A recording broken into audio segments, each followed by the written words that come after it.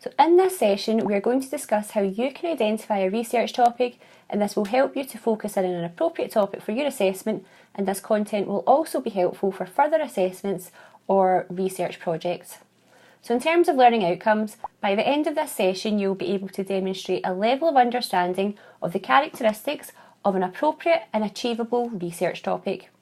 You will also be able to construct potential research ideas and identify an achievable research topic, and you will also be able to write a research aim and objectives. But before starting your research, you will need to decide on a research topic, and this might seem like an easy process, however it can in fact be very difficult.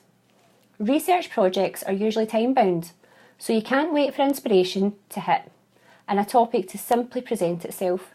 You have to be decisive. You may have a number of topics you would like to address, but how do you whittle them down? But this shouldn't be simply about a preference. Whilst it is important to explore a topic that interests you so you remain engaged through the research project, you need to balance this with what's achievable. For this module, you have been given a broad research area and been asked to identify a business of your choice and the managerial issues within that. This still allows you reasonable scope to determine the focus of this research. Therefore, you have to take a systematic approach to deciding on this. Saunders suggests that a good research project has two characteristics: appropriateness and capability. So if we first look at appropriateness here, you will need to determine if your research idea meets the requirements of the institution and the assessment. So ask yourself the question, can you clearly state your research question? If not, you probably have to reconsider the topic or refine it further. You also need to ask yourself if there is a clear relationship to theory, and can you provide new insights into a particular phenomenon. So moving on now to capability, here you need to consider if you have the required skills to undertake the project, or if not, can you develop these skills? You will also need to think about if you have access to the organisation or the participants you need to speak to. You might have the right skills or a good idea, but if you can't access the necessary information, then your research can't move forward. Also, you need to ask yourself if you have the resources necessary to undertake the project. These resources can include time and finances. So these are the key questions you need to ask of your research ideas, and you may have multiple ideas you wish to consider. But where do ideas for good research come from? Well, they can come from a variety of sources, and one of these is experience. You may have been working in an organisation and question practices or outcomes that you observed there. Good observation lies at the heart of good research, and as you interact with various organisations, you may observe behaviours or actions which you question. Learning is another core principle of research, and here, as you learn theory, you may notice a gap between rhetoric and reality. Past projects or assessments may also leave you wanting to further explore a subject area. Social interactions can also help you to identify interesting areas of research, since as you talk to people and learn about their experiences, or perhaps discuss events in the media, you may start to form questions which you can explore in your research. With this module, you have a given project which requires you to explore a particular subject area. If you still have multiple ideas after assessing appropriateness and capability, then you can start to use either rational, creative thinking, or both to further refine those ideas. By applying rational thinking, you will examine your own strengths and weaknesses in order to confirm what can you do. You may also want to consider future plans in order to establish if there is a topic which is relevant to your future career plans. You also can approach academic staff to identify areas of interest, such as leadership, strategy, or operational issues, so you can basically consider any topic which has a management focus. And remember, you will be able to access a range of relevant resources from staff publications, reading, and also subject-specific guidance. You also might want to look at past projects and think about what have other people done and whether you can get some inspiration from this. It will also give you an indication of what is achievable in the given time frame. Discussion can also be a good way to refine ideas. You should take opportunities to bounce your ideas off of a range of people, as this can be helpful to clarify your own thinking as you talk through your idea.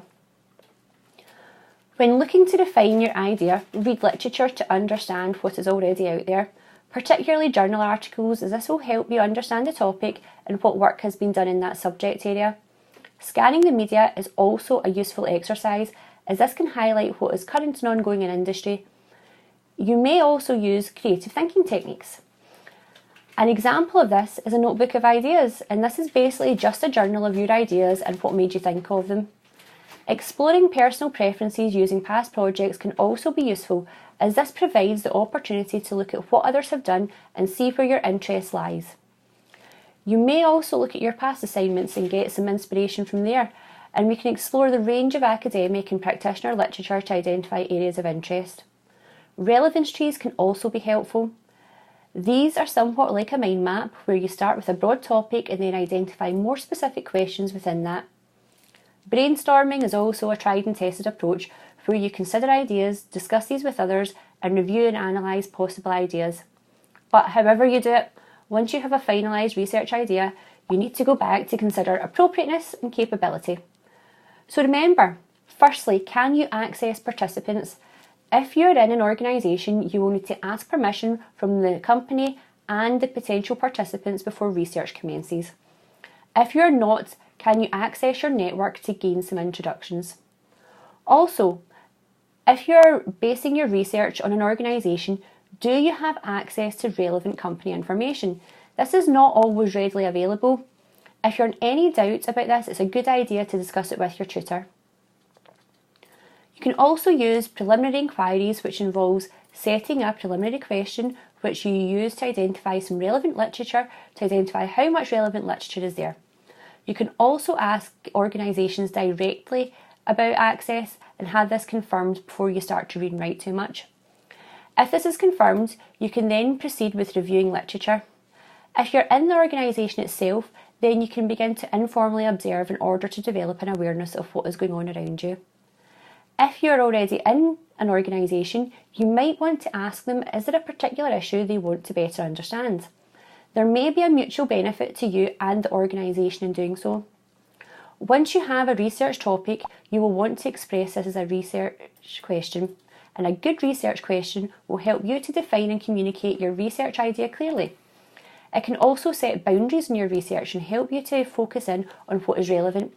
It will tell the reader exactly what your research is exploring, and it sets the criteria for successful research. Ultimately, you will need to keep asking yourself, are you answering the question?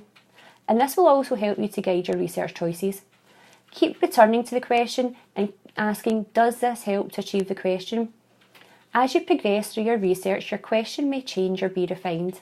This is perfectly normal, and if you're in any doubt, you should seek guidance in this from your tutor. Once you have established a research question, you can start to develop your aim and objectives. The aim is what you're going to do. It's a general statement on the purpose of the research. The aim should be broad rather than specific. However, it should still clearly indicate what the research is about. The objectives are the how, or in other words, how you operationalise the research aim. These are specific statements that detail how the aim is going to be achieved. Generally, around 3 objectives are sufficient, but this will depend on your research. When writing research objectives, you should use verbs. Remember, this is the activation of the aim. These are the things you're actually going to do. In the example above, the phrase to identify is used. Here, identify is a doing word.